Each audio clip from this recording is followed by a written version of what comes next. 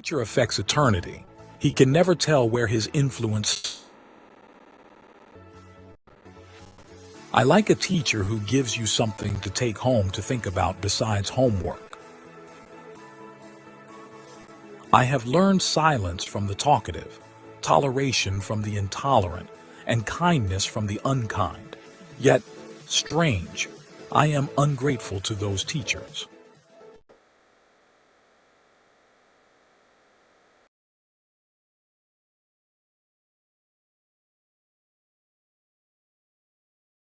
Good evening, everybody. Could you please confirm if I'm audible?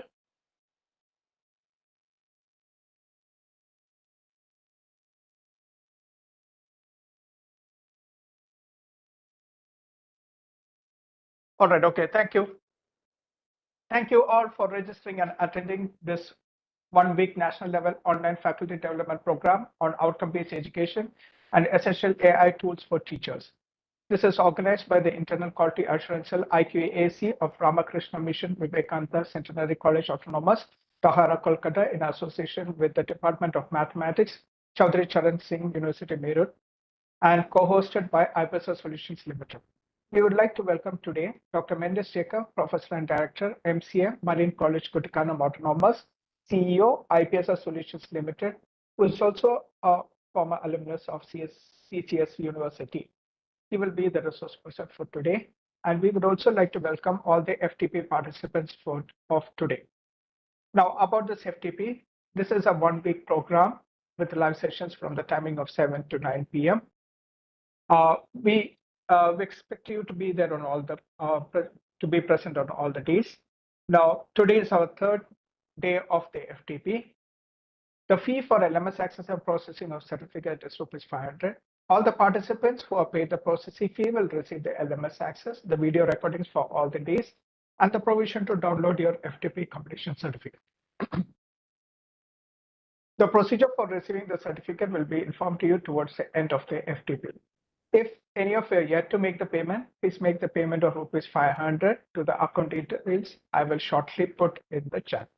If you are unable to attend any of the live sessions, they will be available in the LMS.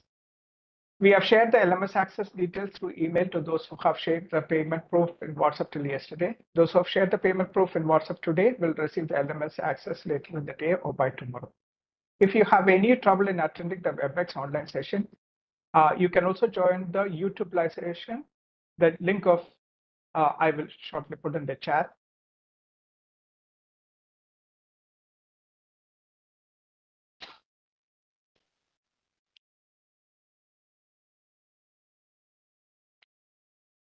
Yeah, I've put the link of the YouTube live stream in the chat. You can use that if you have any problems with WebEx in using WebEx. Now, my name is 𝐬𝐧𝐥𝐢𝐧𝐞. I'm working as Global Relations Manager for IPSA Solutions Limited, and I will be the event moderator. Now, coming on to today's session. Today's session will be on the topic of mapping of outcomes, calculation of attainment, and analytical reports. This will be delivered by Dr. Mendes Jacob, Professor and Director, MCA Marine College, Kutikanam Autonomous. Dr. Mendes Jacob is an academician and an entrepreneur with 35 plus years of experience and is the former Director of School of Applicable Mathematics, MG University. He has acted as chairman and member of many academic bodies constituted by the university. He is also a member of academic administrative bodies of many autonomous colleges, engineering colleges, and business schools. He is a PhD in Operation Research and has to his credit a number of national and international publications. He is a research guide of Lincoln University, Malaysia. He has served as a resource person for many national and international seminars and conferences in mathematics, management, and computer applications. He has organized, conducted, and served as resource person for a number of faculty development programs, including UGC-sponsored refresher courses. His areas of interest include national education policy, outcome-based education, accreditation, etc. He is also the CEO of IPSA Solutions Limited, an IT company supporting higher education institutions in the implementation of outcome-based education and innovative teaching, learning, and assessment strategies. Over to you, sir. Thank you, Sijin. Am I audible? Yes, you're audible. Okay, thank you. Once again, good evening and welcome to this third days of FDP program. So for the last 2 days, we were discussing about Bloom's taxonomy and the basic concepts of OBE. So today's session is actually the continuation of the last 2 days section. Today we will discuss about the attainment calculation, mapping of outcomes, how we will calculate the attainments, and we'll also discuss about some analytical reports and tools which we can use for calculating the attainment. So before starting the section, we can have a brainstorming. Like I will share a screen.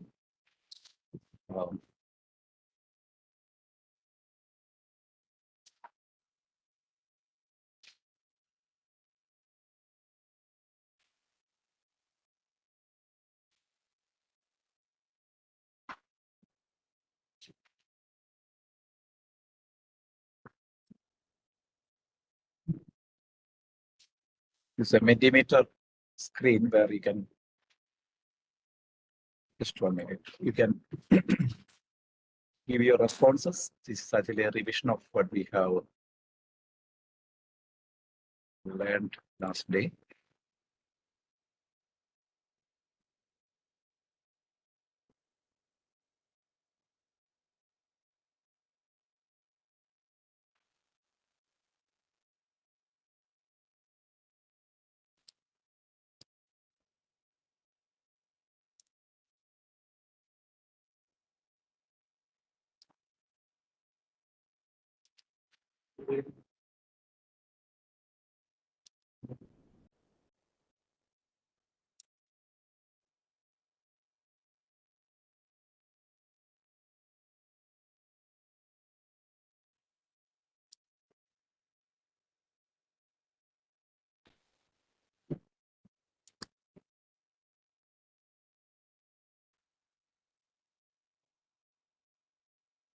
I have shared a link in the chat box.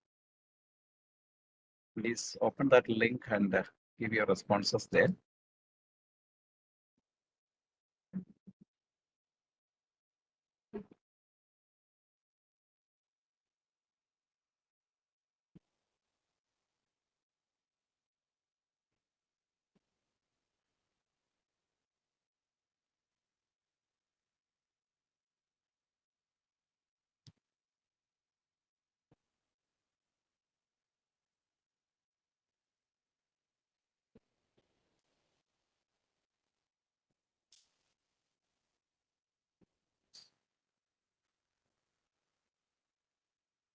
I'm trying to present it, just a minute.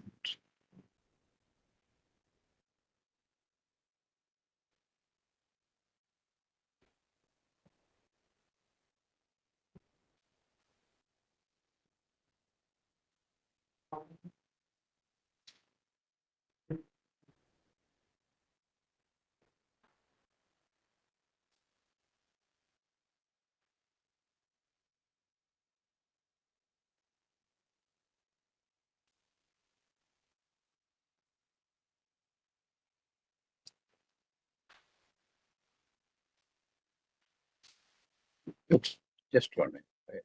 Some problem. I'll solve it.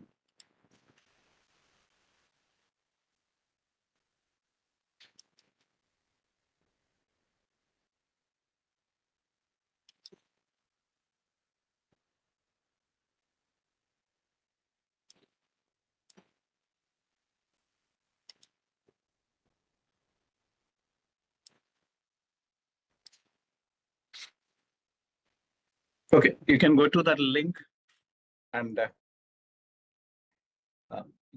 so these are frame questions on GST from K1 to K6. You can, GST is known to all. It's a common topic. So you can have a question based on a remember level or understand level or a analysis level or evaluation or apply level or finally a create level. Okay, just go to that link. Yeah. Can you just check, because the responding is off, so you can't seem to submit from there. Can you please check? Okay. Yeah, there was some problem. Now I think it's okay. Yeah, should be okay. Yeah, it's okay now.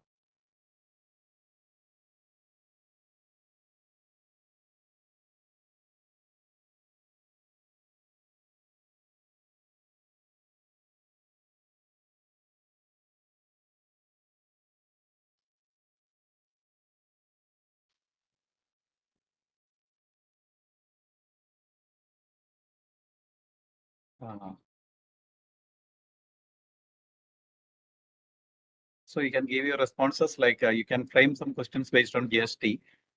You can have questions in different levels.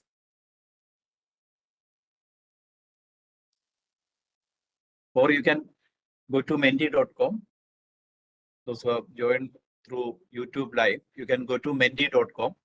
There you can put the code 1362534. The code is available there on the top of the screen.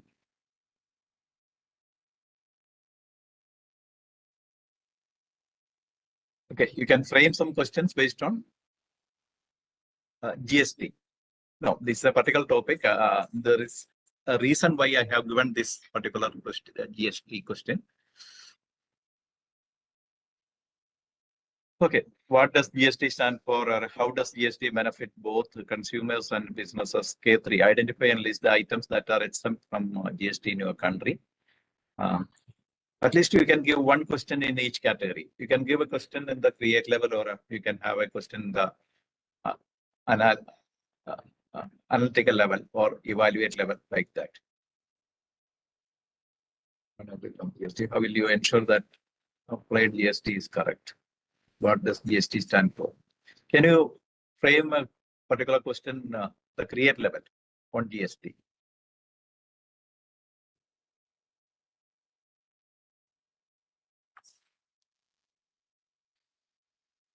Create a visual representation such as a flow chart illustrating the GST process from taxation to refunds. Okay, right.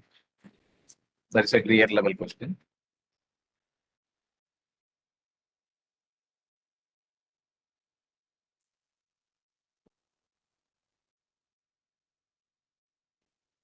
Okay.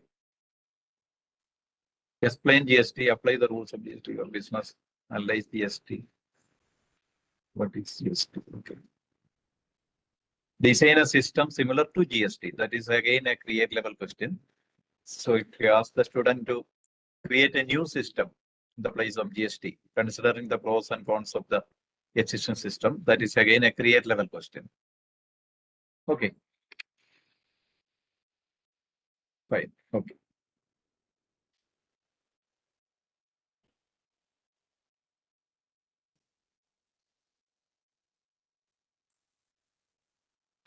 Now I have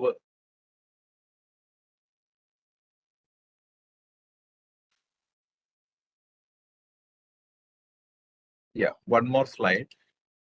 You can use the same link.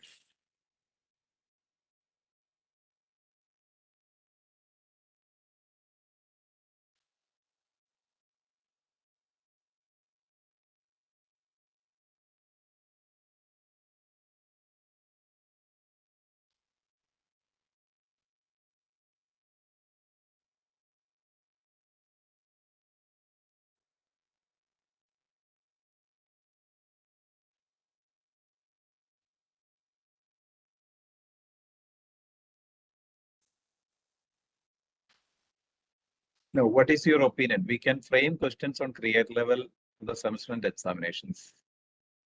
Your opinion.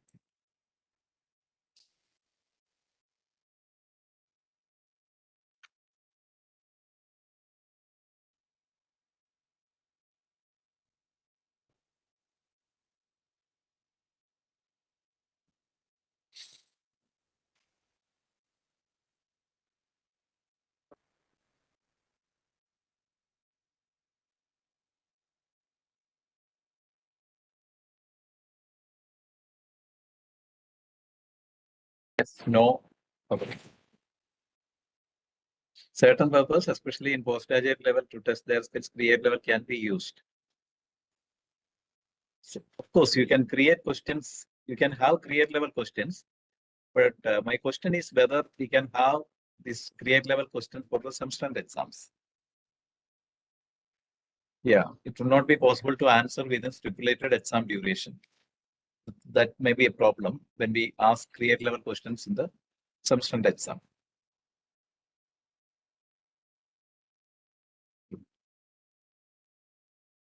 Yeah, exactly. There's some response like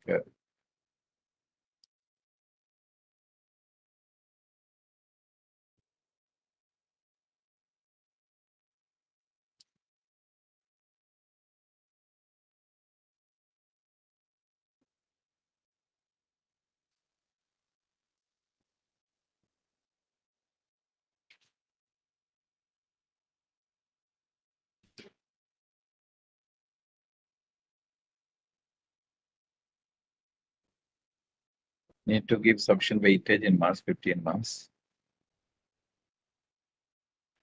For UG courses, okay. Okay, so we are getting some good responses. There are some responses in the chat box. For UG courses, it is best to avoid create level questions due to the time constraint involved. Most suitable as final assignments or project evaluation. We can, if they do any project during the semester. Yeah. Yeah, what you said is correct actually. If you frame questions on create level, and if you ask such questions for the semester exam, within the stipulated time, it may not be possible for the student to answer such questions. So we can include this create level questions or assessments for your projects or assignments or for some other activity during the assessment period or during the semester. That is possible. Okay. Fine. Then we will go to the presentations.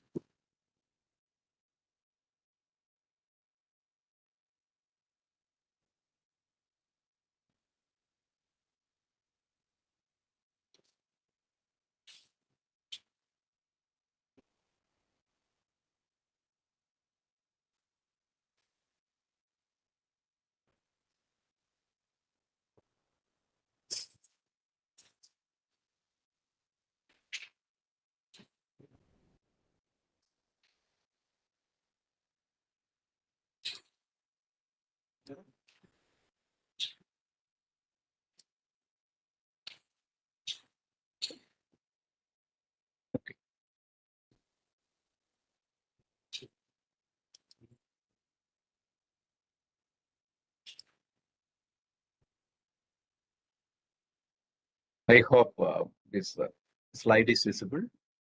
This OB Yes. process levels on is visible, no? Okay. Yes. Okay, so we will start from where Dr. Sunil Job stopped yesterday. So we have designed the outcomes, the program outcomes, PSOs or COs for each course. Now the process is how to calculate the attainment. For that purpose, we need to map the outcomes, the course outcomes to the POs and PSOs. That is level 1 mapping. And level 2 mapping is mapping of the activities or assessments or questions to COs, prospective COs. So there are 2 levels of mapping. Level 1 is CO-PO mapping and level 2 is activity or assessments to each COs.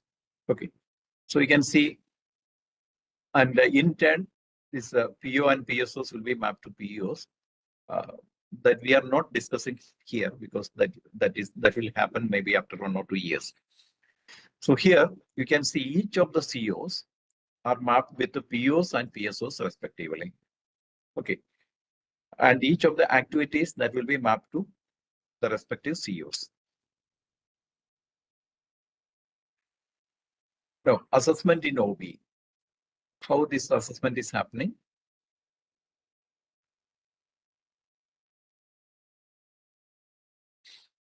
Okay, final assessment is done by the estimation of program outcomes and program specific outcomes, which will serve as a profile of the students' competencies. So POs are, if you divide the POs, PO into different competencies, you can list down a number of competencies. Okay, so the final assessment of POs and PSOs that will serve as a profile of the student's competencies. And POs and PSOs are estimated from the component of COs related to the respective PO and PSO. See, for example, we can map a particular CO with certain POs and PSOs. And COs are estimated from the component learning outcome of the activity related to that course. For each course, we have to design the assessment strategies. Okay, so we can calculate the attainment of COs through the assessments or the activities which we used to conduct. And from COs, we can calculate POs and PSOs. The first step in this process is to determine the mapping of the related components and determining the strength of mapping between lower order and higher order outcomes. Lower order outcome means the course outcomes, and higher order outcomes means the POs and PSOs. We will see how we can map these the COs with POs and activities with the COs.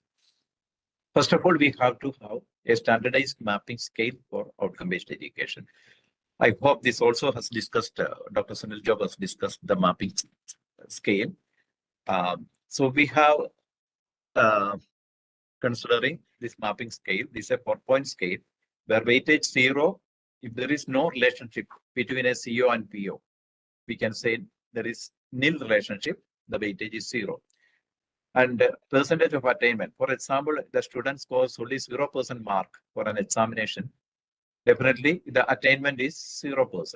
So there also we will get 0 weightage. And in the interval, we can fix this interval according to the policy of the institution.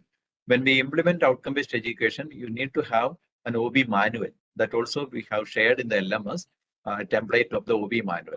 So in the OB manual, you can mention all these policies. Here, we can have an interval like for 0% weightage is 0, that means 0 attainment. 1 to 50%. If the student is scoring between 1 to 50%, the weightage can be 1, or we can say that low attainment. And the mark is from 50 to 70%, moderate attainment, or we can give weightage 2. And from 71 to 100%, significant attainment, we can give the weightage as 3. And this interval can also change according to the policy of the institution. This is only for the demo purpose. I am giving an example. This is one of the standard mapping scales adopted by many institutions. Okay, even you can change the mapping scale, like you can have a 5-point scale or a 6-point scale. That depends on the policy of the institution. So for the time being, we will be considering this mapping scale for calculating the attainment. Now, level 2 CO and the activity mapping. Okay. I will explain this first one. We have a course outcome. Suppose we have a course outcome. Suppose we have a course on Bloom's taxonomy. The first day we had a section on Bloom's taxonomy. Suppose I'm designing a CO for that particular section. On completion of this course, the participants will be able to apply the Bloom's taxonomy in framing questions. This is my course outcome. Okay, so after that section on Bloom's taxonomy, the participants will be able to apply the Bloom's taxonomy in framing questions. That means this is an application level CO. The level of this CO is apply level, or K3. We can say this is a apply level CO. Okay. Now, for attainment calculation, I need assessments. So I'm asking a question to the participants like this. Explain the different levels of learning in cognitive level. This is my question for the assessment. My question is, explain the different levels of learning in cognitive level. And what level of Bloom's taxonomy is the question? What is the level of this question? Anybody? Yeah, K2. This is an understand level question. So Okay, this is a understand level question. Explain the different levels of learning in cognitive level. Now my course outcome is K3. My course outcome is apply level, K3. So how can I map this particular question to this CO? My question is K2 level, level 2, and my course outcome, my CO is apply level. So what is the mapping strength of this question to that CO? We are following a 4-point scale from 0 to 3. What is your answer? What is the mapping strength of this particular question to the CO? Weak, 50%. Okay.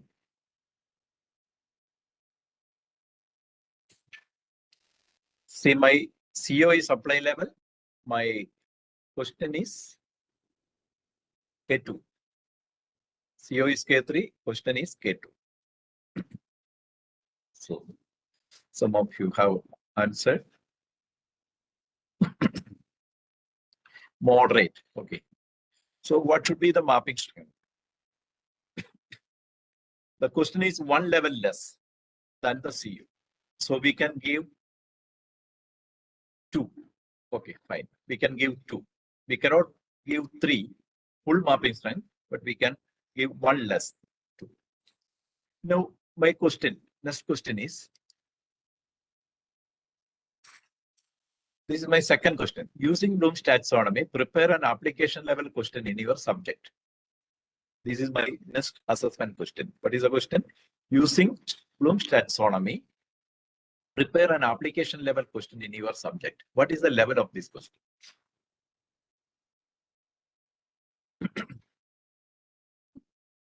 What is the level of this question? K3. K3 means application level question. Yeah. Yeah, this is an application level question. So that the participant should understand what is Bloom's taxonomy. Then only he or she can prepare a question in that subject. Okay, so this is K3 level. Now, my CO is K3 level. My question is also the K3 level. So what is the mapping strength? What is the mapping strength of this particular question to that CO? Yes, 100%. Okay. It's fine. It's 3. So the mapping strength is 3. So I hope this is clear. That means we have a CO of level 3 and a question of level 3 again. So we can give full mapping, full strength. Mapping strength is 3. Okay, fine. Suppose the same CO, I have a question in the analyze level. Suppose I am asking the participants to analyze their previous question paper and classify the questions into different knowledge levels. That is an analyze level question. So if I have an analyze level question, but the CO is only the apply level, what is the mapping strength in that case? Analyze level question to apply level CO.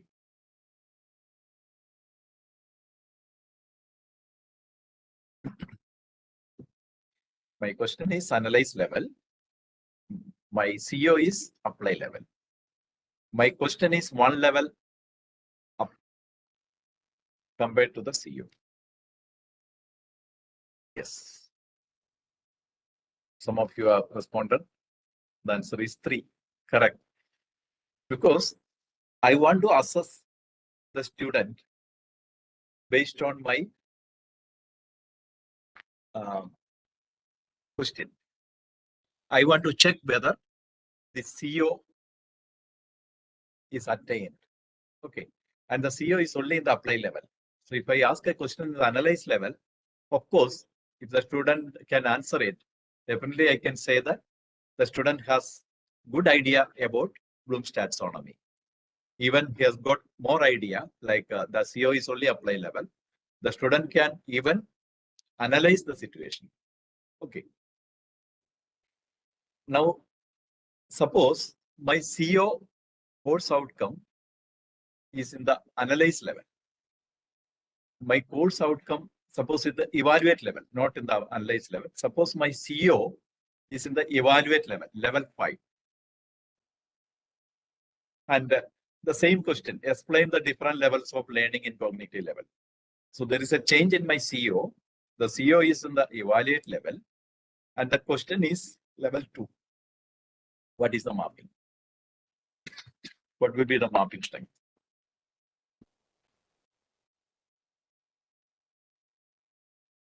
One, zero, 1, 0. Okay, 2. Okay. Yeah, different answers are coming now. Okay, so I'll give you a shortcut, a formula for calculating that mapping strength. The formula is very simple. Level of the question divided by level of CO. Level of the question, the numerator. Level of the question, the denominator. Here, the level of question is 2. Level of CO is 5. So 2 by 5 into 100. What is the value? 2 by 5 into 100 is 20, no? Sorry, it is 40. 2 into 20, 40. So 2 by 5 into 100 is 40. And the interval, this 40 comes in the second interval. No? From 1 to 50%, we have 40. So from 1 to 50%, the mapping strength is 1. In that interval, the mapping strength is 1. So in that way, you can do the mapping. It's very simple. Level of the question divided by level of CO into 100. And suppose it comes in a particular interval in the mapping scale, that will be the mapping strength. I hope this is clear. So this is level 2 mapping. The same way we can map assignments or seminars or whatever assessment we do with the course outcomes. The procedure is simple. You look at the action verb of the question or assignment or whatever assessment you do. Look at the action verb of the question or activity. Look at the action verb of the CO. Okay. Then action verb, level of question or level of assessment divided by the level of CO into 100. That gives the interval, and from that interval, you can easily calculate the mapping scale. Okay. Now, if you have a question paper like this, suppose you have 15 questions in the question paper for a internal assessment or external assessment, whatever it is. The first question, suppose it is mapped to CO1. Here, the first question is understand level. Your CO may be apply level. That is why the mapping strength is 2. This is only an example. So you can have a table like this. All the questions now you can see mapped with the different COs with the mapping strengths. Okay, so you'll get a table. Once if you conduct an exam, you can have table like this. Now coming to the CO-PO mapping, CO-PO mapping or CO-PSO mapping. This is level 1 mapping. How we can map COs with the POs. Now, we will consider one example. Suppose we are having a PO1, maybe a communication skill or something like that. First of all, we have to identify the competencies related to that PO1. If it is communication skills, there are some competencies like read, write, speak, comprehend. All these are competencies for communication skills. So you can list down the competencies first of the PO1. Okay. Then consider the CO. Consider the action verb. Consider the CO. And if 40% or more of the competencies are addressed by that particular course outcome, you can give full mapping. That means 3. If it is between 25% and 40%, you can give mapping strength as 2. And if it is between 5% and 25%, mapping strength is 1. And if it is less than 5%, mapping strength is 0. So in that way, you can map every CO with POs. Okay. So the process is very simple. Identify the competencies related to that PO. Then check the CO. How many of these competencies are addressed by that CO? Okay. Based on that, you can have the mapping. Maybe this is difficult in the initial times, but it is easy once you start doing it. Just like a paper valuation. Maybe for the first 5 or 10 papers, we will take more time. And for the remaining 30 or 40 papers, we will take only less time. The same way, initially there may be some difficulty, but after that, once if you are familiar with the mapping procedure, it will be easy. Maybe you'll, in the beginning of the semester, in half an hour or 1 hour, you can complete this type of mapping. It's only a one-time activity in the semester. Okay. So I hope this is clear. It's very simple. Identify the competencies of the particular PO, look at the CO, and how many of these competencies are addressed by that CO. Check that one. And according to the percentage, you can map it. Okay. So that is CO-PO mapping. And finally, you will get a table like this. These are some examples of POs. And you can see there are 5 course outcomes, and each of these course outcomes are mapped with the different POs. You can see the POs there. Okay. So you'll get a table like this. At the beginning of the semester, a faculty has to do this. As I mentioned earlier, it will take half an hour once you are experienced with it. So you can have the mapping. The same way, we can map COs with PSOs.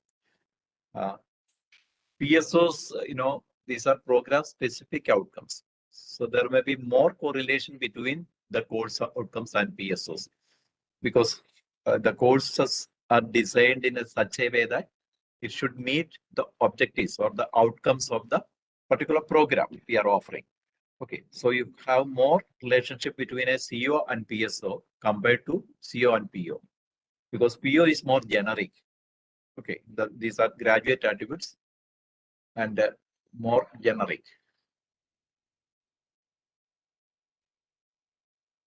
So this is about the mapping. Now we will go to the attainment calculation. If it is okay with you, we will go to the attainment calculation. And if there is any clarification required, any questions you can ask. I hope this is clear. Okay. Okay. Or at the end of the session, we can have again a Q&A session.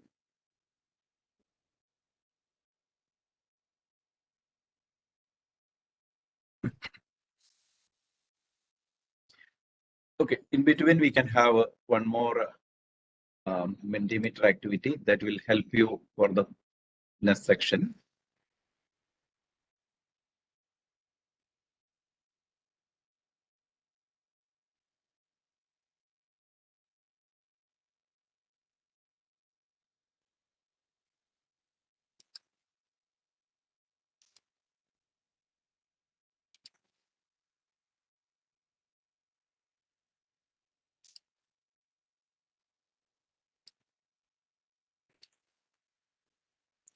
I have shared one more Mentimeter slide.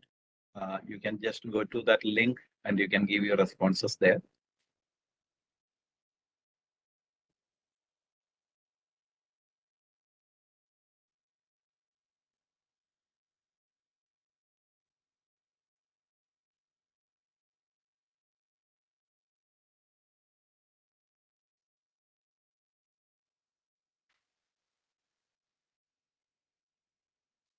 So what are the strong pillars of a teacher or what are the strong pillars of a professional? You can give your responses there. This is useful for the next section.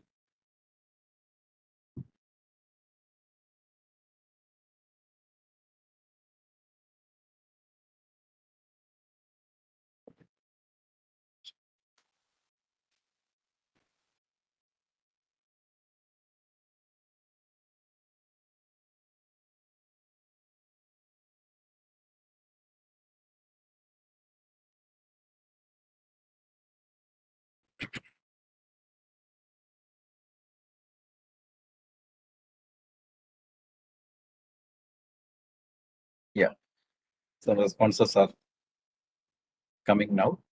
I hope my screen is visible.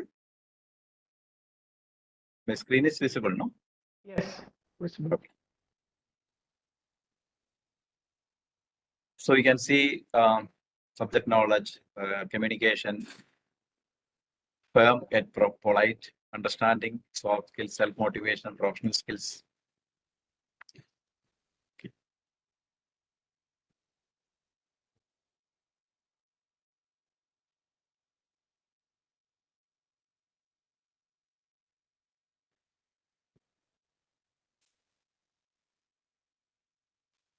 Approachable, dedication, effective communication, interaction, knowledgeable, willingness to explain, passion.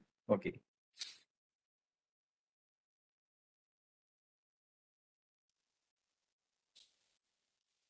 We have 10 minutes more, 10 seconds more. Please respond. Ethical, inspiring, friendly, reflectiveness, behavior, technical knowledge. Okay. Knowledgeable, communicative power, creativity, sense of humor, empathy. Yeah.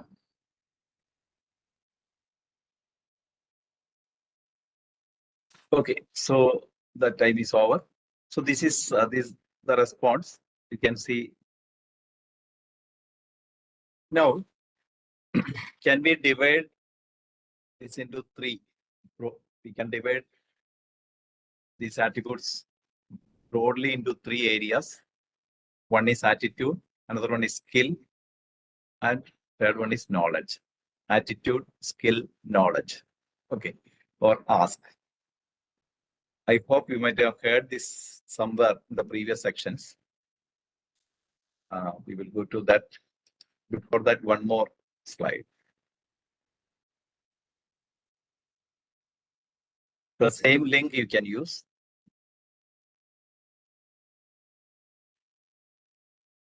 Or you can go to menti.com and you can type the code which is available in the top of the screen.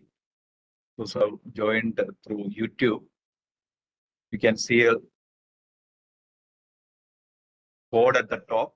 You can go to menti.com and you can use that code. That way you can respond. Otherwise, you can use the link which is provided in the chat.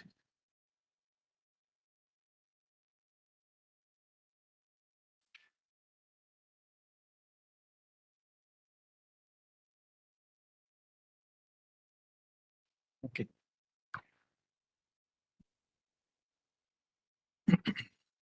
Now more people are responding. Which activities or assessments is more suitable for outcome-based education? We have exams, we have projects, case studies, assignment, internship, or seminar, or it's, yeah.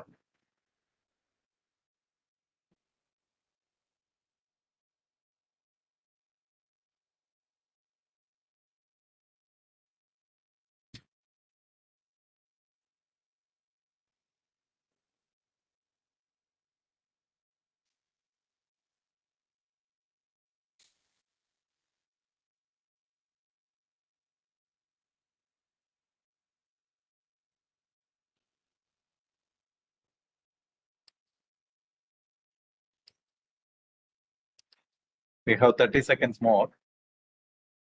You can respond in the link or go to menti.com and you can use the code which is provided on the top of the screen.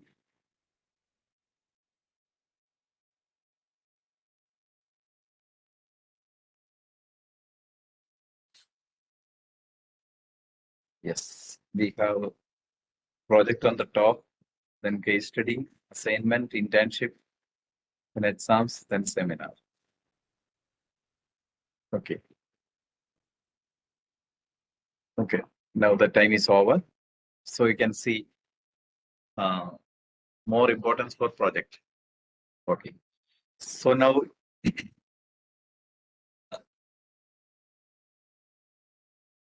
okay, now you know that OBE, there is a paradigm shift from teaching to learning. So more activities related to learning we have to provide to the students. And for assessments also, maybe conducting an exam at the end of the semester, that will not work. In 3 hours, no, we cannot evaluate a student. So whatever you have responded, this is exactly correct. We can have more projects or case studies. Then internships, definitely through genuine internships, the student will be dealing with live projects, so that more learning will happen. Assignment, seminars, okay. And the last one is exams, okay, good. Now we will start with the the attainment calculation process.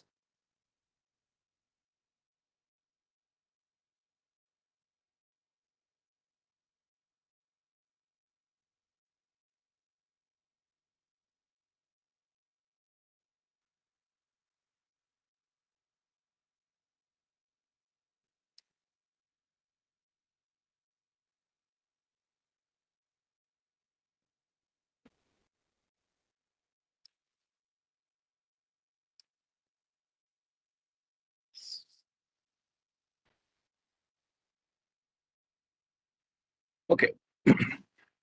Now I think you are familiar with the definition of OBE. I'm skipping those slides. No, this is the paradigm shift, we can say. Traditional versus OBE system. So in the traditional system, it is teacher-centric, whereas in OBE, it is student-centric. And the traditional system, importance on teaching and content, whereas the OBE, importance on learning and process. The traditional system, knowledge-driven and rote learning, whereas in the OBE, learning ensures knowledge and performance. That is the change. And again, the traditional system, before going to the class, as a faculty, as a teacher, we will think like this. What should I teach today? That is the traditional system. What should I teach today? Whereas in the OBE, the teacher should think like this. What should my students be able to do with what they learn? Okay. This is the paradigm shift. Again, what should my students be able to do with what they learn? And that is the outcome. This is again the result of research. It is available in the internet. Okay. How much learning is happening through different activities? You can see the top, lecturing. Only 5% learning happens through lecturing, because nowadays the attention span of the student came down. According to the recent research, it's maximum 8 minutes. Maximum 8 minutes is the attention span of a student. So through lecturing, only 5% learning is happening. And through learning, reading 10%, audiovisual 20%, demonstration 30%, through discussions 50%. And if you practice doing something like projects or internship, 75% of the learning happens. And when we teach others, 90% of the learning happens. So we can arrange some peer teaching sections or group learning sections so that the students will learn more. Okay. This is again, it's available in the internet. It's not my findings. It's part of the research. And 3 pillars of a professional already we have discussed. And based on that graduate attributes is divided broadly into 4 categories. You can see this is the graduate attributes of formulated by NBA for the engineering degree. Knowledge, attitude, skill, and habit. Lifelong learning is a habit. And we can broadly classify the graduate attributes into these 3 levels: knowledge, attitude, and skill. Okay. Now, at the end of the calculation, the attainment calculation, if we can provide a score sheet like this for every student. What is this? This is actually the graduate attributes or POs. This is the example of some POs. And the attainment out of 3, the values are given in the second column. So for every student, we can calculate like this. And these POs will serve as an authentic profile of the student competencies. Okay, if we can provide a score sheet like this, we can say that our OB implementation is complete. But in the most of the cases, the colleges or the institutions, they are not sharing this score sheet because maybe some of the calculations are not correct. Okay, and only for the accreditation purpose, they will have calculate the attainment in some way or other way. Now, today we will demonstrate how we can calculate the attainment. For that, for this demo purpose, I'm using these POs. These are the 9 POs of our institution, Marine College Kuttikanam. We have 9 POs, starting from the first one, domain knowledge, then communicative competence, and the last one is self-directed and lifelong learning. So these are the 9 POs designed by our institution. And these are the PSOs of a BCA program. This I have taken from the internet only for this demo purpose. So there are PSOs starting from the first one, an ability to apply mathematical foundations, algorithmic principles, and computer science theory and practice. So after completion of the BCA program, every student passing out of that institution should possess certain skills. So this is the PSO for a BCA program. And again, this is a course outcomes, introduction to computers, that is a course. And there are 5 course outcomes designed for this particular course. First one is identify the parts of the computer system. That means after the completion of this course, the student should be able to identify the parts of the computer system. Likewise, we have 5 course outcomes designed. Now for the semester 1, we can have different activities. In addition to the assessments, we can have outreach programs, industrial visit. These are some examples of activities we can conduct in the different semesters. Now, there will be a predefined mapping scale that already we have designed. We have a mapping scale.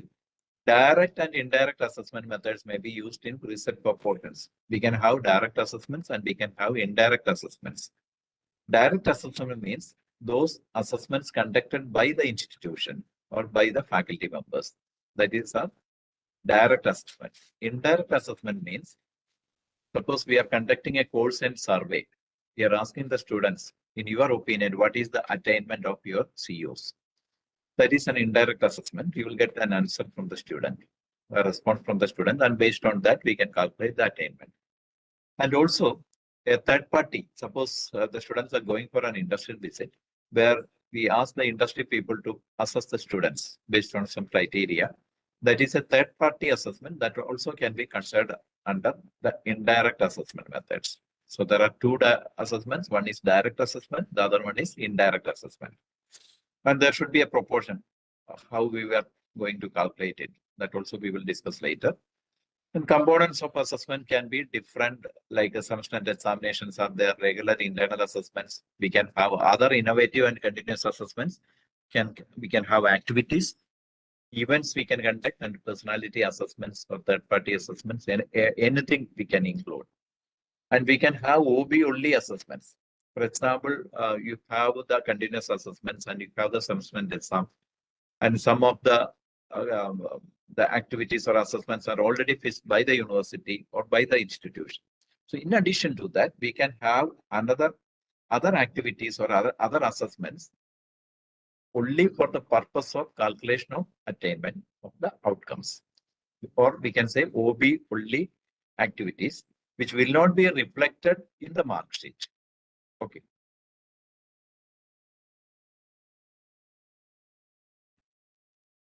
And questions in semester and examination get mapped to different COs. This is for autonomous colleges and universities.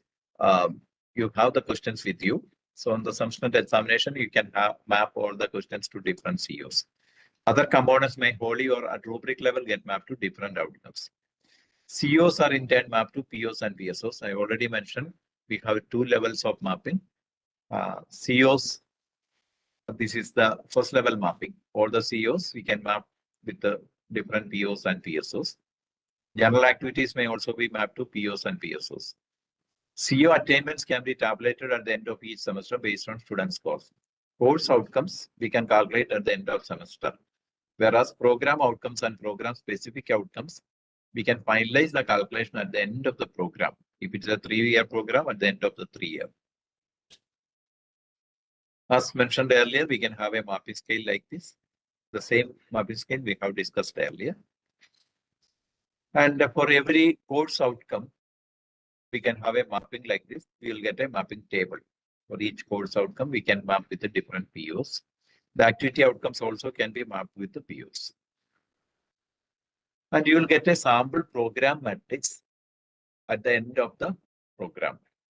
Suppose if you consider a UG program, a BCom program, for example, in each semester, you may have different courses. Like suppose you have 5 courses in semester 1, another 5 in semester 2, or average 5 courses in each semester. If you take on average, different universities have different numbers. So in different semesters, we have average 5 courses. So for a BCom program, we have 6 semesters. If it is a 3-year program, we have 6 semesters. So 6 into 5, that means 30 courses will be there for the entire program. 30 courses or 30 papers will be there. And each course, if you have 5 course outcomes on an average, so 30 into 5, you have 150 course outcomes. So in the first column of this matrix, all these 150 course outcomes can be listed. And each of these course outcomes can be mapped with the POs and PSOs. And you are mapping your course outcome at the beginning of the semester, maybe. The beginning of the semester, you are teaching a course. So as I mentioned earlier, it will take only half an hour to map your course outcomes with the respective POs and PSOs. So every semester you can do it. Or it's better if you can do it in the beginning of a program, the first semester itself. If the entire faculty members of a department, if you sit together and in one full day, you can complete this program matrix. That means you can map all the course outcomes of all the courses with POs and PSOs in one single day, so that you will get a program matrix like this, so that you will get more insights about the mapping that I will show you with that tool. So similarly, the activity outcomes you can map with the POs and PSOs. Now, the mapping process, as I mentioned earlier, this is only a one-time activity that you can complete it. Now, the most important activity of a faculty is you have to prepare a CO-linked assessment plan. Okay, suppose you are teaching a course. You may have 5 course outcomes. It's only an example. You have 5 course outcomes. Okay, now you can plan your assessment in that semester. Suppose you are conducting seminar, you are conducting assignment. This is only an example. The same way you can have your own activity, video presentation or group activity, and you have exam 1, exam 2, exam 3. These are internal exams. And suppose attendance also you are adding for assessment. Then final exam. This is a 40-60 ratio. 40 mark for a continuous assessment and 60 marks for the final exam, semester exam. And you can see, suppose you are giving a seminar topic based on course outcome number 1. Suppose your first module is mapped with the CO1. From the first module, you have designed CO1. Suppose we are giving a topic for the seminar, and it is mapped with the CO1. In your case, you can change it. Suppose you can give a seminar topic based on course CO2 also, or combining these 2 COs, CO1 and CO2, you can consider a topic so that we can provide a seminar on that particular topic. It is possible. Similarly, assignment to CO2, video presentation CO3, group activity CO2 and CO4, news analysis, that is an activity outcome. At some one, you will have questions only from the first 2 modules, maybe, and the questions will be mapped to CO1 and CO2. Again, for exam 2, CO3, exam 3, CO4 and CO5. And for final exam, definitely the entire syllabus will be covered, so that the questions can be mapped with all the COs. Suppose your final exam consists of 25 questions in the question paper. Each of these 25 questions you can map with the different COs. So this is the way you can prepare a CO-linked assessment plan. This is only an example. You can have a different one because your activities may be different, your assessment plan may be different. So based on that, you can prepare a CO-linked assessment plan. Okay. Now, how we will calculate the attainment?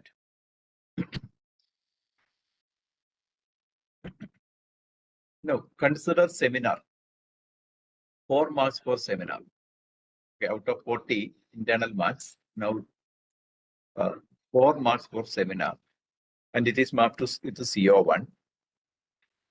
Suppose the student is getting 40% mark for seminar.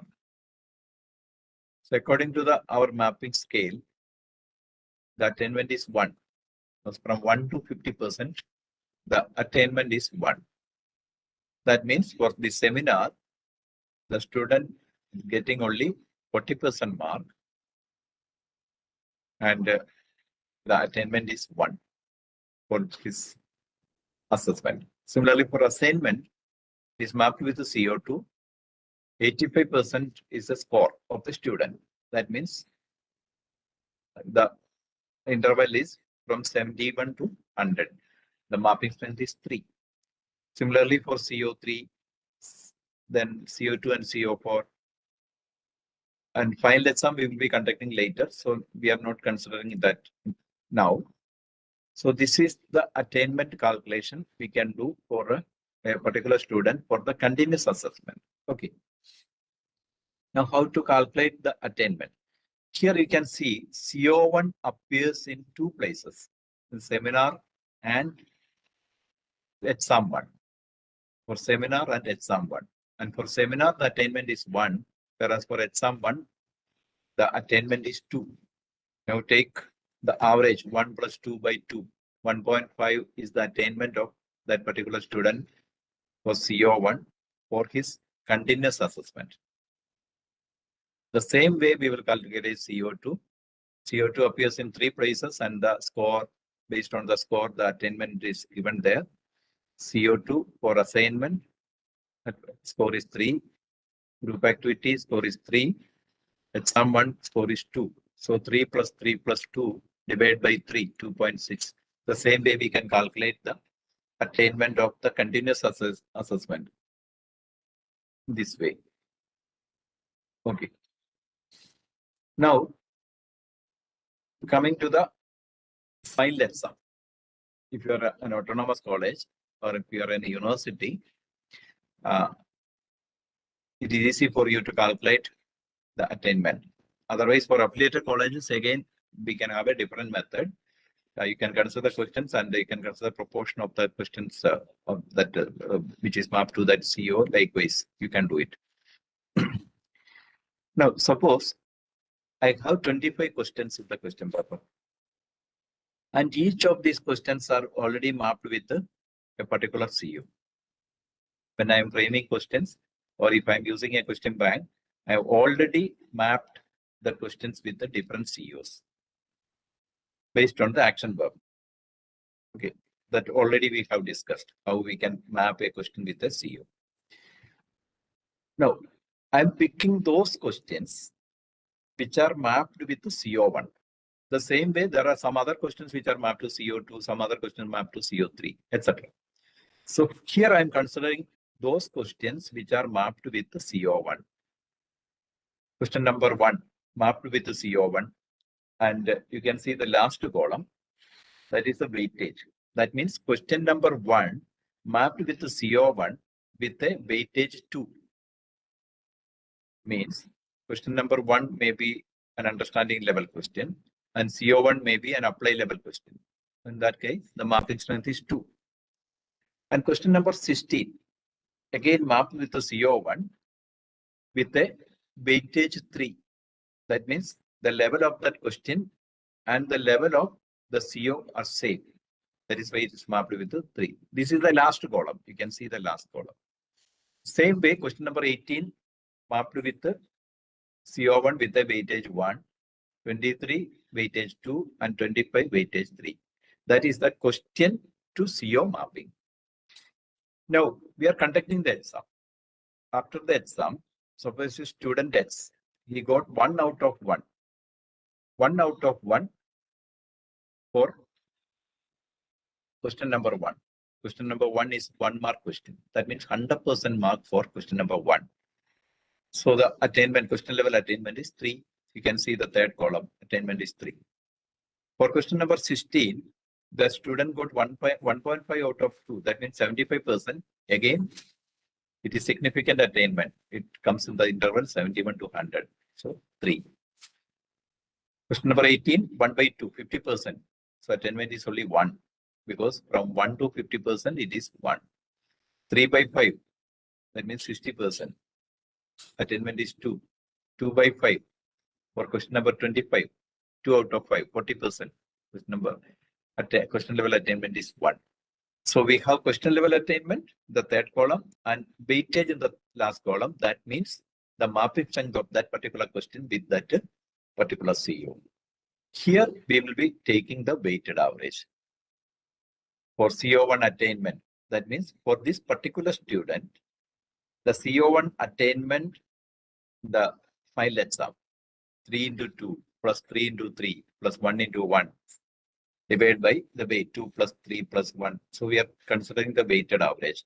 So this we have calculated for one particular student for one CO in the final exam. The same way we have to calculate, if there are 60 students, we have to calculate it for 60 students into 5 COs. Okay. So in for a particular course, this is the calculation. And I will tell you, this is not possible manually. I will explain it with a tool, then you will get more clarity about this calculation. But you have to understand the process, how the attainment calculation is done in your institution, because when we go for accreditation purpose, the visiting team will ask every faculty members, what is the process of calculating the attainment? So you should understand the process. Now this is the process. Now ratio for calculation.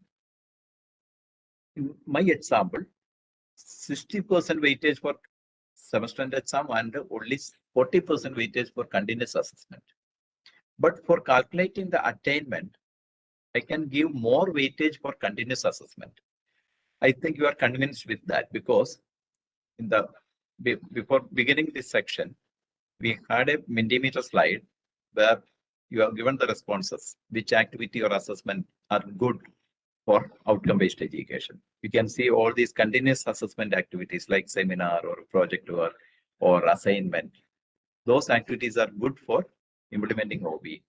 So in a 3-hour exam, we cannot evaluate the student. Okay. So in that case, we can give more weightage for continuous assessment, more weightage for continuous assessment for calculating the attainment. Here I have given 80% weightage for continuous assessment and only 20% for final exam. Even there are some institutions, they give only 10% weightage for final exam. And even there are some other institutions where we are providing mentoring, they are considering only continuous assessment. They are ignoring the final exam, some affiliated colleges. Okay, that also is possible. So you have to have a policy in the institution where how much weightage you have to give for continuous assessment for calculating attainment, that you can decide. So here 80% weightage, that means we can calculate the value now. 1.618 is a CO1 attainment of a particular student. Okay. Now the indirect assessment comes. This is the direct assessment that we have calculated. And suppose we are conducting a survey among the students. And suppose we are giving 20% weightage for indirect assessment. Even 10% weightage is enough. Okay, suppose we are giving 20% weightage for the indirect assessment. Based on that, we can calculate again the CO attainment value. You can see the 2.12, 1.52, etc. These are the values now. This is only an example. Again, for the entire class, we will get a table like this. If there are 60 students in the class, CO1 attainment, you can see in the third column. First column, serial number, second column, name of the student, and third column, CO1 attainment. You will get for the 60 students in that column, CO2, 60 students, etc. Then we can have the average CO attainment of the class. We can calculate it and we can convert it into percentage attainment. This is for a accreditation purpose. You need all these values. So this is the way we can calculate the CO. We can have some other analytics that I will show you with a tool that is more easy. The same way we can calculate POs and PSOs. Once if you calculate CO, it is easy because already the mapping you have done. And based on that mapping, that weightage, you can calculate the POs. See, for example, CO1 we have calculated that the value is 2.12. And this is the mapping strength. CO1 to PO1 mapping strength is 2. So 2 into 2.12, 3 into 1.52, etc. You have to write all the values in the first column. And finally, you'll get a weighted average. And that will be the PO1 value. Calculate all the COs attainments that will come in the first column. The same way, the second column, you will get the POs. And the last value of that second column, that is the PO1. Similarly, PO2, PO3. So a lot of calculations are there, as I mentioned earlier. This is the PO calculation. Again, we can have direct assessment and indirect assessment for PO. And you'll get the final calculation like this. If it is a domain knowledge, that is a PO1. The final score, this is only an example. You'll get a final score like this. Okay, I will show you a tool that will be more easy for you. We can have the average attainment level with respect to POs and PSOs for every outgoing student. So you have to conduct an alumni survey. That is again for the PEO, employer survey. Identifying the gap and formulating action plans. Okay, it should follow a cycle. Or in nutshell, what we can say is, what do we want the students to know or understand or be able to do? Okay, that is what the OBE is, the outcomes. Then how can we best help students to achieve it? As a guide, we can mentor them, we can guide them. We can reduce the teaching time and we can have more activities so that the student will be more interested in the learning process. How will we know whether the students have achieved it, outcomes? That is the assessment and evaluation. And how do we close the loop for further improvement? During the survey, alumni survey or interactions, you have to close the loop. Again, you have to check whether the desired outcomes are achieved. Otherwise, you have to redefine the outcomes. You have to redesign the syllabus. In that way, you have to close that loop. That is the process. Okay. Later, you can contact me. This is my phone number and my mail ID. I will now show that tool, how it works. If you're using a tool, it will be easy for you to calculate the attainment. Okay. I will share that one. Just 1 minute.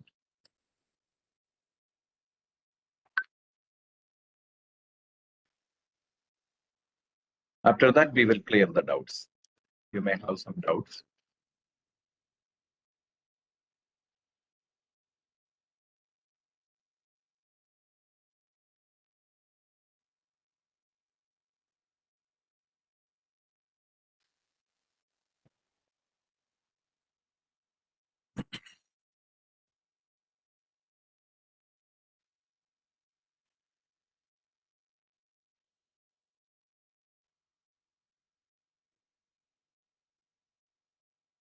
Okay, I hope this screen is visible now. Yes, visible, sir. Yeah, yeah. Visible. Okay, this is a tool where you can calculate. This is an example of a tool. Similarly, you can have different tools. It's an example where how we can calculate the attainment in an easy way. This is a faculty login.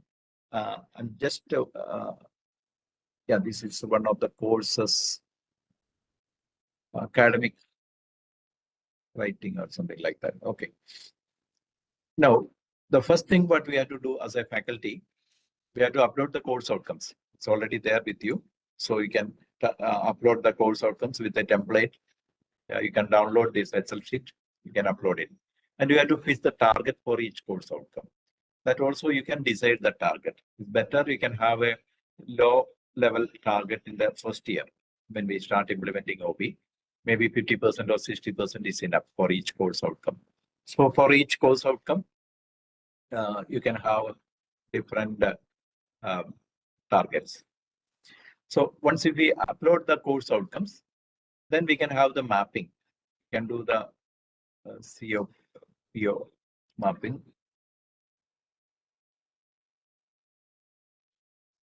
Each course outcome you can map with the different POs. Okay. It's already mapped. Otherwise, you can download a template, Excel template, as I mentioned earlier. So you can map with each PO. You can see the POs are listed.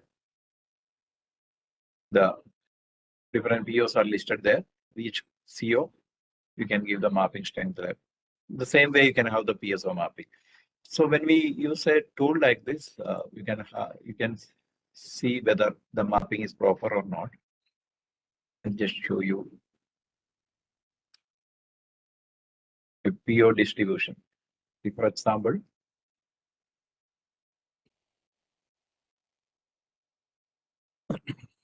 this is PO2, communicative competence.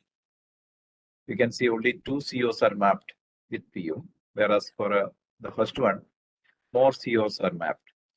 So it's better every PO is properly represented by COs. So in that case, you can revisit the mapping and you can have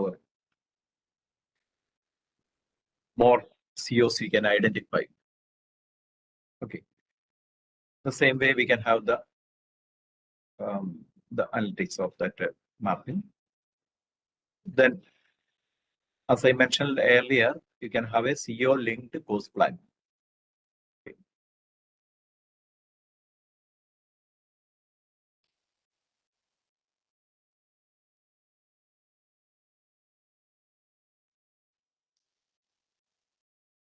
Just 1 minute.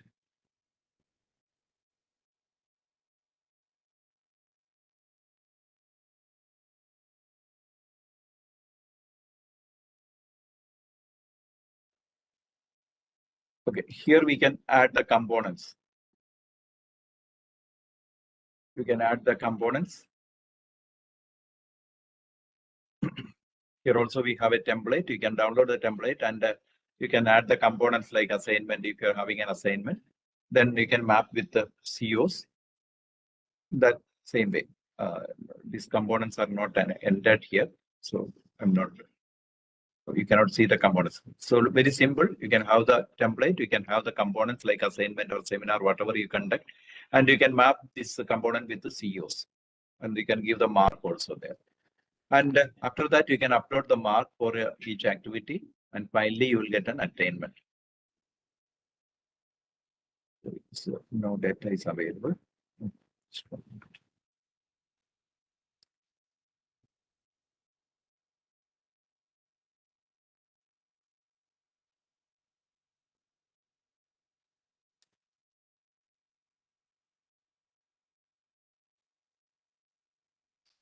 Likewise. So once if you upload the mark, you will get the attainment calculation. This is the components, just I have earlier mentioned. You can have the CO linked course plan.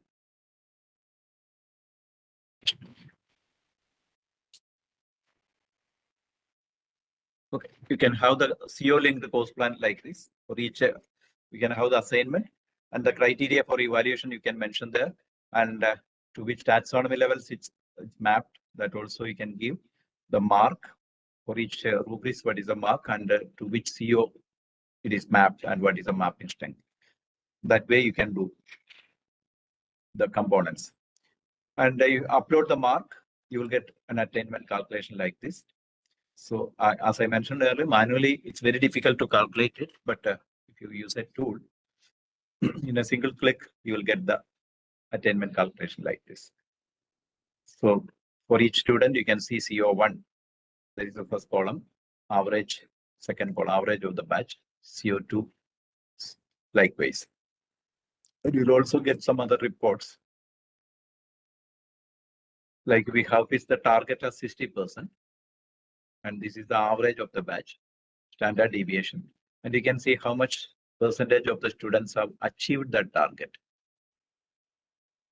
How much percentage of the students have achieved that 60% target. This is good. This is useful for a accreditation purpose. You have to mention these values there. And you can see some of the students, they are falling below the levels. That also is shown in the report. And there is a split target. For example, I show you. If your target was 70% instead of 60%, this is a percentage attainment. Or if it is 50%, you can see 100% attainment. Likewise, you can just evaluate it. And if you properly do all this mapping and the Bloom's taxonomy mapping and everything in a proper way, then you will get a lot of reports like this. This is a dashboard of the HOD. I'll show you some of the reports. See, for example, this is the progression report. How the student, this is a particular student, Abhijit Pradeep.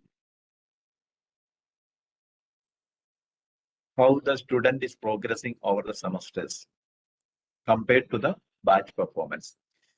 The blue line represents the batch performance. The yellow line represents the student's performance. Okay, so how the student is performing in comparison to the batch performance, semester-wise. This is the program outcome. Similarly, PSOs. You can see the comparison chart. This is very useful for PTA meetings. You can convince the parents also with some reports like this. And again, we have some other reports. For example, what is the performance, how the student is performing in the second semester compared to the first semester. The taxonomy levels and the POs, PSOs. You can see more upward trend for this particular student in the second semester. Now, going to the third semester, see more downward trends now. So the third semester, more downward trends for this particular student. That means compared to the second semester, the third semester, he may have some problems, some personal problems or family problems or problems with some particular topic. So we can identify such type of students, or we'll get a list of outliers, those students who are not performing well or who have some problems. We will get a list of students like this. Similarly, we'll get a list of the slow learners and advanced learners. Okay. That way, you can calculate, you will have all these analytics. So when implementing OBE, this is the advantage. If you do it in a proper way, you have the analytics reports, genuine reports you will get. Okay. This is an example of a tool. I'm not I'm not elaborating more on it. It's only an example. In that way, you can use some tools, and it's easy for you to calculate the attainment. Okay. Now, if you have any questions, we will answer, and otherwise, we will go to the learning management system, and some tasks are listed there.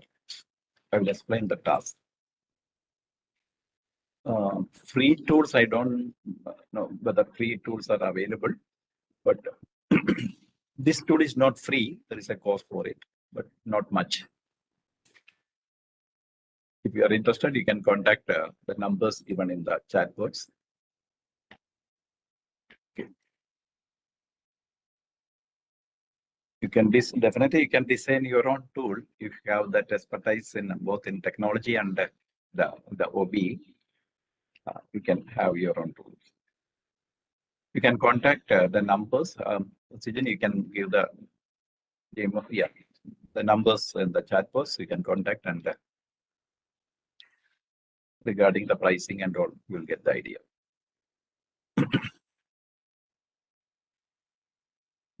Now, if you're using Excel, you'll not get this much type of reports. Just you have some calculations you can do that way. That COPO slab is a recommendation or rule in practice. Actually, this COPO slab that is used by many of the institutions, and we are following the regulations provided by the Higher Education Council.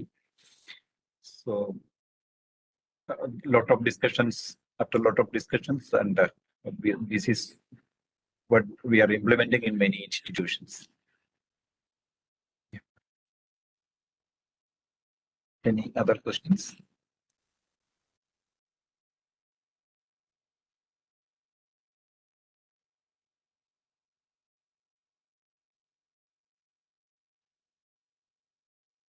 I think there are no other questions. So I hope it's now it's clear. Now we will discuss the activities of today.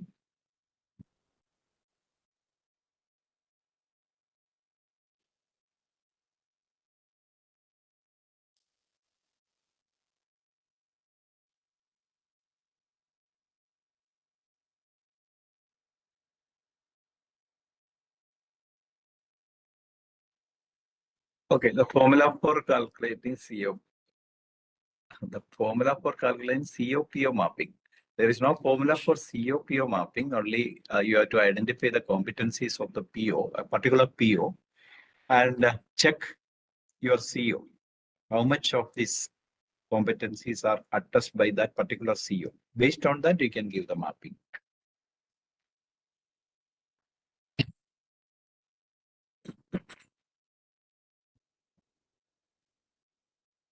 It's another question. Design it specifically for an institute. I didn't understand what you mean by that.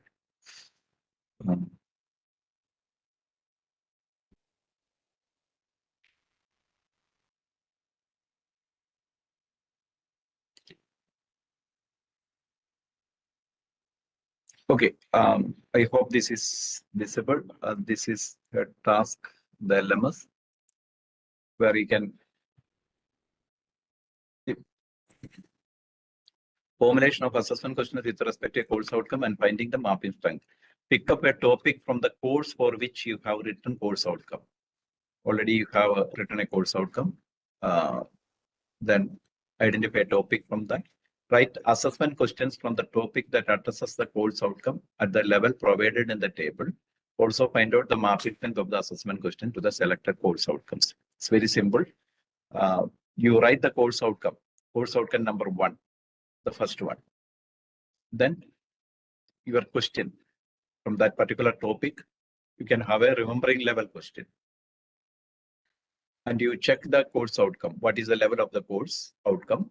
If it is a remembering level question, then what is the mapping strength? Okay. Then second course outcome you can write here. And you can have frame a question, the understanding level.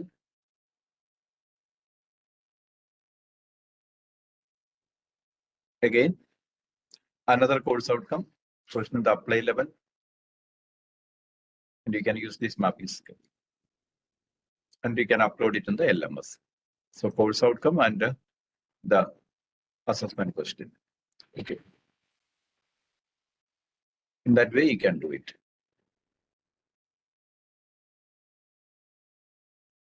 Okay. And another one.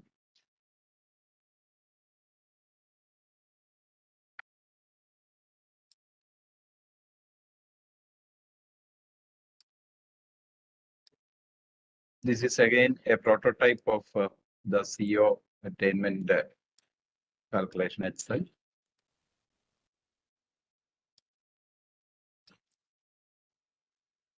Okay, here what you can do is, this is an Excel sheet. Again, you can download this from the LMS.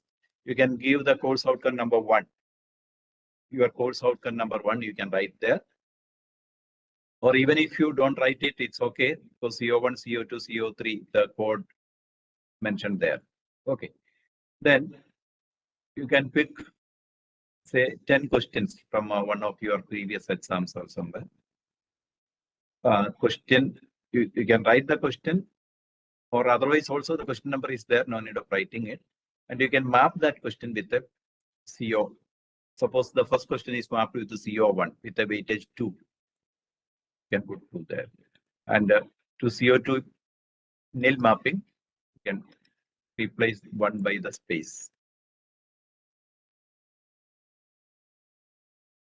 Suppose the first question is mapped only with the CO1 with a mapping strength 2. You can give that 2 there.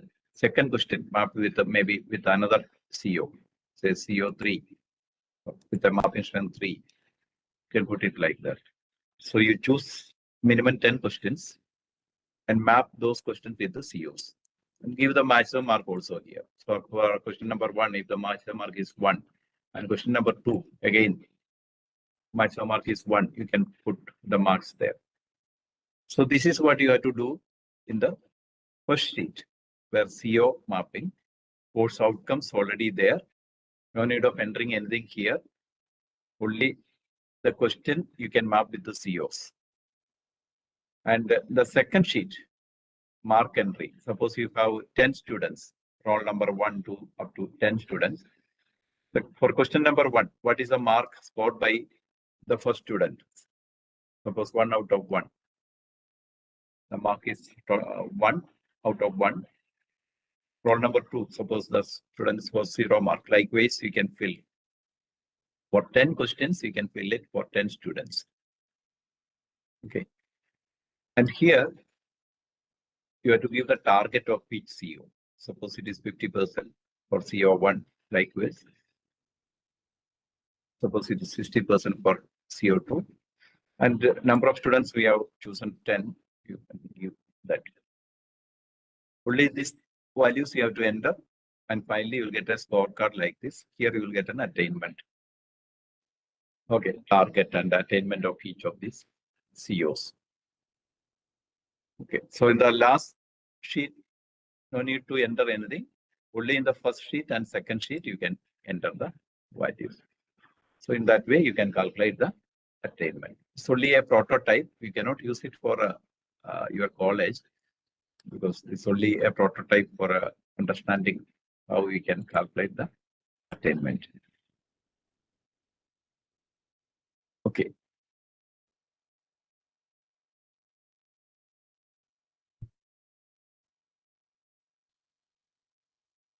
Is it possible for you to prepare software for the institute? Definitely, we can do it for an institute. Some customization, we can do it. That won't be a problem. Any other questions or any suggestions? And I will give you an idea about some other AI related assessments on the last day, because tomorrow onwards we'll start with the ChatGPT and AI tools. Then the underlying threads of OBE. You will get some more insights about the implementing OBE. So tomorrow and day after tomorrow, we'll have some sections on ChatGPT and AI tools. And final day, I will again come with some particular AI platforms that you can use without much difficulty, so that your workload will be reduced. You can frame questions, etc. Target, you can fix a target for each CO. Like if you start implementing OBE the first year, you can fix a target of 50% or 60% for each of the course outcomes.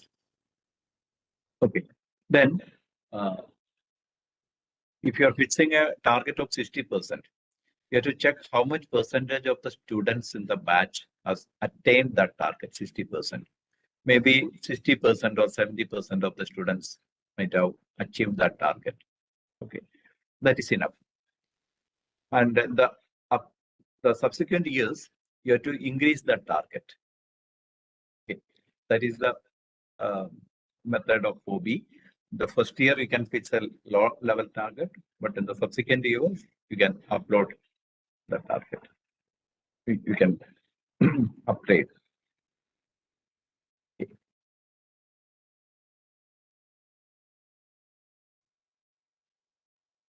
Okay, I hope there are no further questions. So we will wind up now for the time being. Yeah, I don't think there are any more questions. Let me just check if there is any question from YouTube.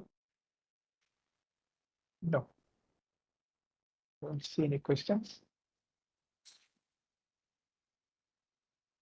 Okay, then please go through the learning management system. There are more contents available. There is an OBE manual there so that you can use it. There is a template of an OBE manual. You can use it.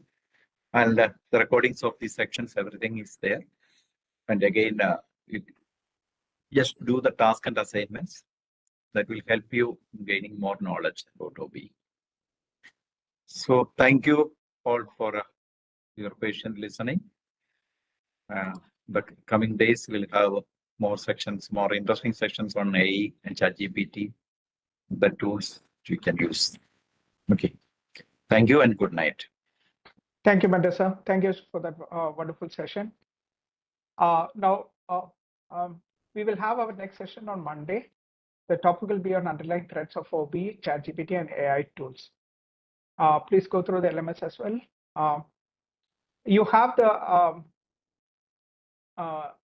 LMS access till the 31st of December. So IDD completed before that, but it's better if you can complete it on the day of the day when you learn the topic itself.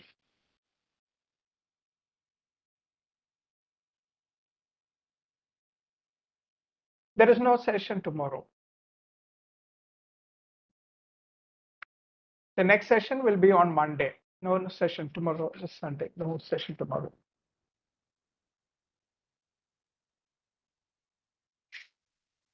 All right, everybody, thank you for your time. Thank you again for attending this session today. Tomorrow's topic will be on underlying. Monday session will be the topic on underlying threats of OBE, ChatGPT, and AI tools. Okay, please be on time. We'll start the session at 7 p.m. itself, and we will see you then. Thank you for your time. Have a pleasant evening.